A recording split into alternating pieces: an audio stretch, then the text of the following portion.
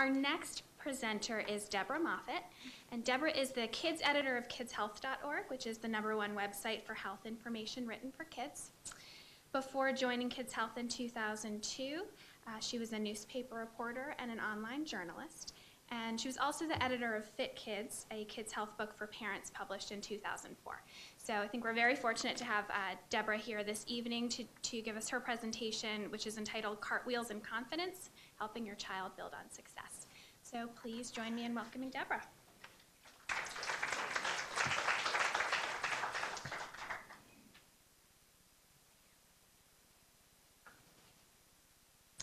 Thank you. It's really nice to be here tonight. And as was mentioned, I've worked for Kids Health for 10 years, and that is based right here in the hospital.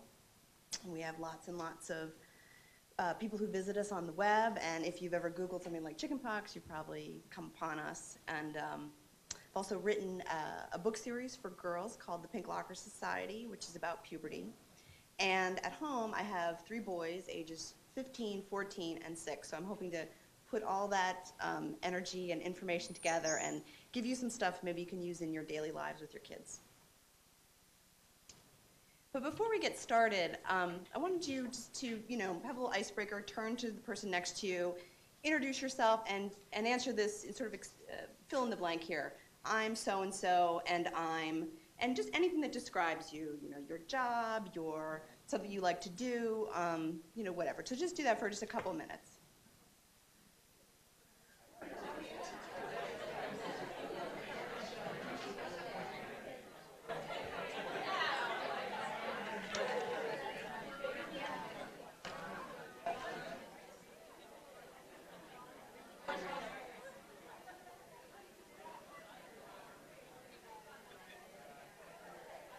All right. Okay, so I have a little confession to make. I don't like icebreakers. I hate when people do this to me in meetings. I find it awkward. But I did it for a reason, because I was recently at an event where a researcher was a big audience of adults and said to do that. And then she said, okay, the reason I asked you to do that is that kind of feeling you had in your stomach, like, oof, now I have to do this, is a lot what it's like to be, somebody who's 9, 10, 11, 12.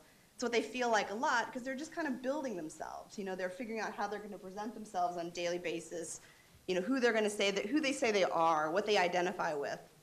So it's kind of a good thing. I think it's good to get your head in a space of what it's like to be a kid, because we are far from that as parents, and sometimes it really helps us if you can go back a little bit.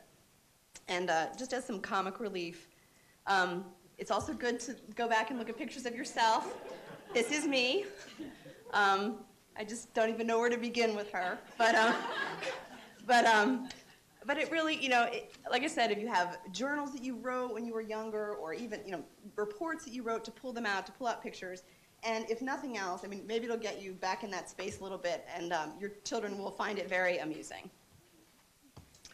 So this is a little bit, this is the book series that I wrote, and being able to go back to that place to think about middle school really helped me write it, and it really brought up a lot of those issues. And some things do change. We talk a lot about technology and blah, blah, blah, but a lot of things really don't change. So some of the same things you wondered about when you were a preteen and a teen are the same thing your kids are thinking about too.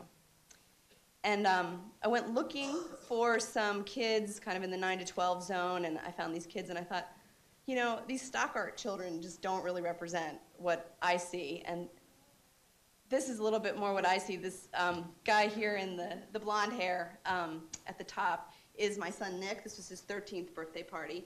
And as you can see, there's a consistency to their hairdo. Everyone has the beaver cut. And it just kind of make you remember that there was probably something that you did to fit in. It's all about fitting in. You just yearn to fit in. And then not to leave out my eldest son, he's 15. I think I just can see this on his face. He's a little bit beyond that. He and his friends don't have the same haircut anymore. They're still works in progress, but they kind of moved beyond that.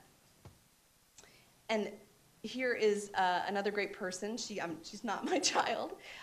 She is Emily Ann Regal, and I'm going to fill you in a little bit later about how she turned out. This is a picture from when she was, 2 or 3, and she would go on to have a weight problem in life, to have a bullying problem in life, And just to kind of put you on the edge of your seat, we'll follow up with her later to see how she turned out.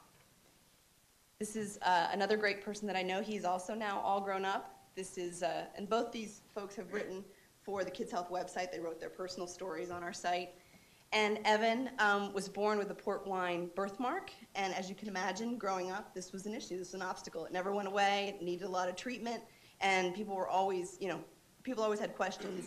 People were always going to tease him, especially in the younger years. So we'll talk a little bit more about Evan later on. So confidence, it's pretty simple. You can put it kind of in kid language. It's just the belief that you can do stuff, and also the belief that, if you try something, it'll probably turn out okay. And it's good if confidence and this belief is based on something real, not just words. And the best thing to base it on is true achievement. True achievement really does build confidence. And if there's nothing else that you remember after tonight, I think this is the most important thing. But it doesn't mean that your kid has to be naturally a straight A student, the most popular person, the best in sports, just natural phenom on the sports field. There are so many ways to get achievement and to be, to kind of rack up achievements.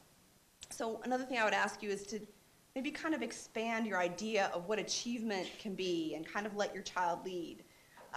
Things that occur to me and things that I always like to see in my own kids are when they're being self-sufficient. They're learning to make their own lunches and make their beds, at least on a semi-consistent basis, and be a good person, show that they have character, be kind to people who are new, this sort of thing. So there's lots of ways, or even pursue personal interests, things that everybody doesn't do, like an unusual sport or an unusual interest, but to put all their energy into that.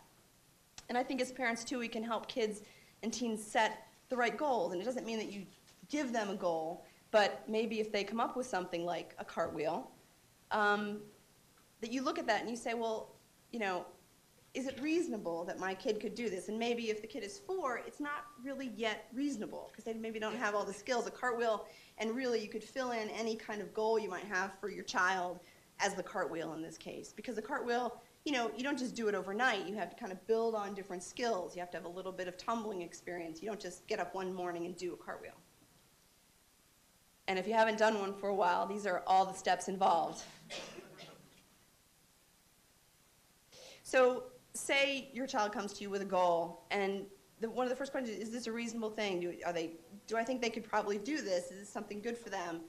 And if it's yes, think about how you can help them. If it's no, could you direct them to something else that's related that maybe they can build on it? So if it was a cartwheel, maybe we should take a tumbling class. Maybe I could show you how to do a handstand, which was part of the move. So another good thing to think about.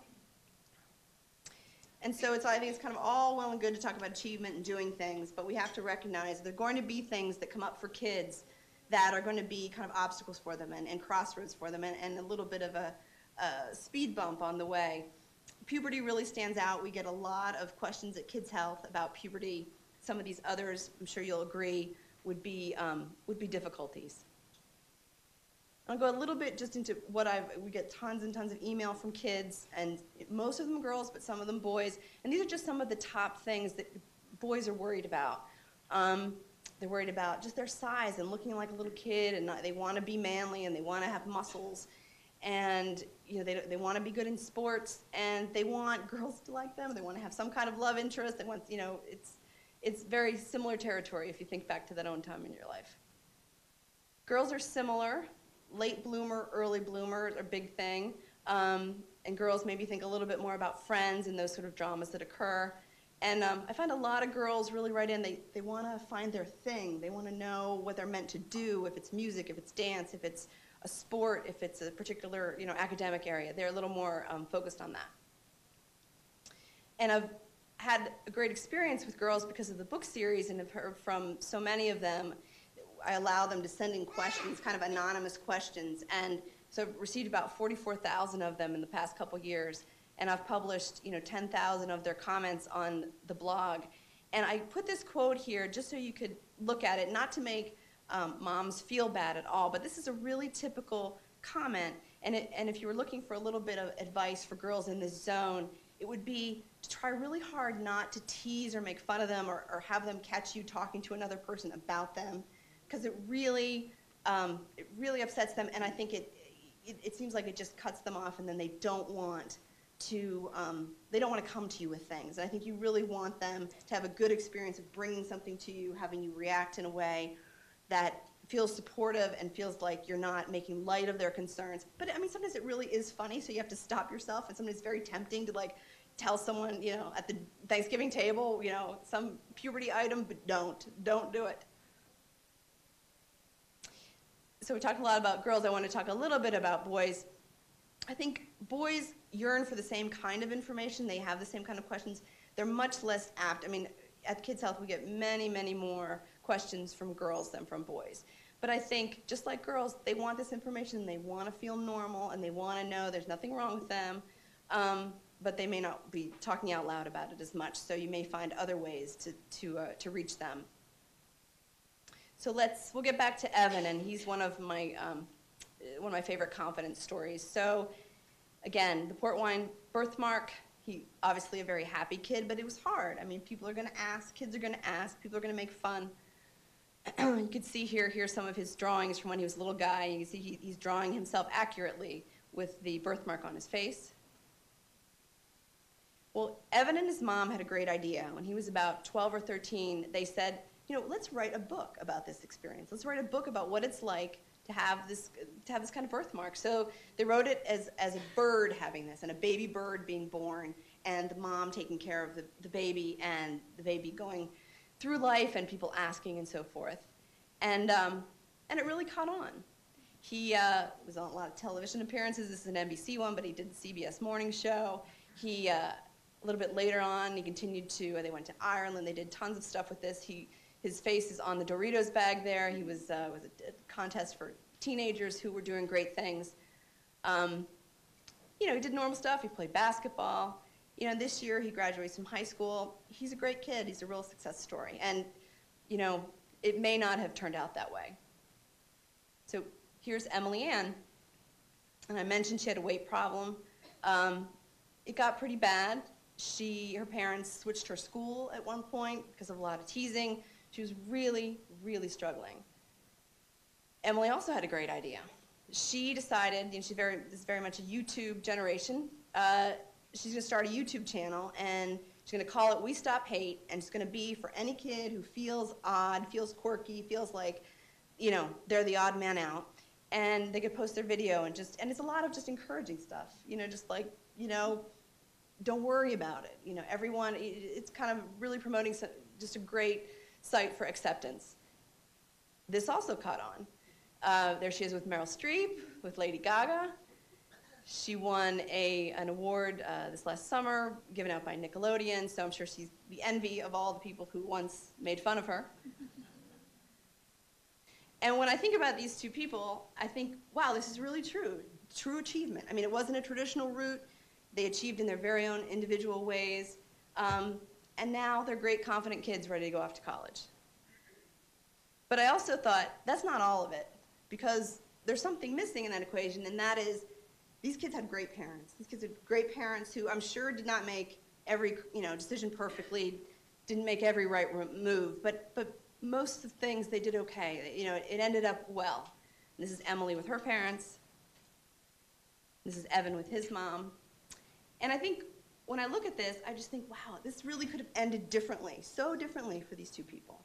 And it's in large part due to love and support of their parents that it turned out right.